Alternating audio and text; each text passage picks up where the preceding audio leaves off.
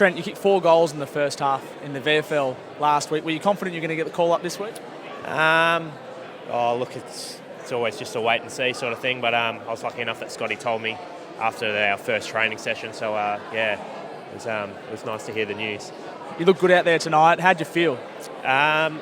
It's obviously a lot quicker, even though I've played 20 odd games now. But every time you make the step from VFL to AFL, you just got to make sure you're just really clean with the footy. Otherwise, you put yourself under unnecessary heat.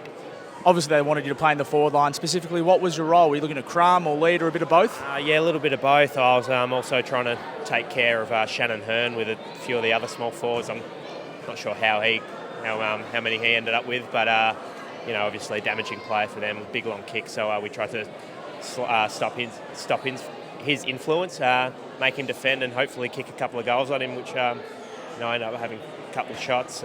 Probably should have.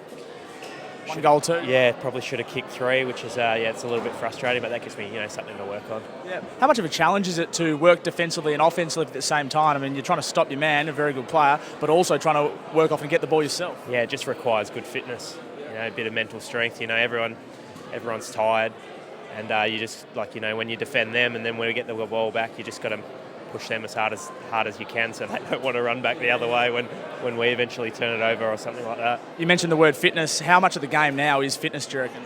A fair bit, I reckon. Especially, it's been a couple of years that the sub's been in, only 3 on the bench. A couple of times you come off, you think, yes, I've got like a quick little spell, but you only end up off for like 4 or 5 seconds and you're straight back on. So, it's good. So that fitness space definitely helps. How much can you take from this game into the second half of the year? You played good footy for pretty much the entire game. We had a few simple focuses going in the week, just trying to win the contested ball and stuff like that, and I think we delivered on it for 95% of the game. And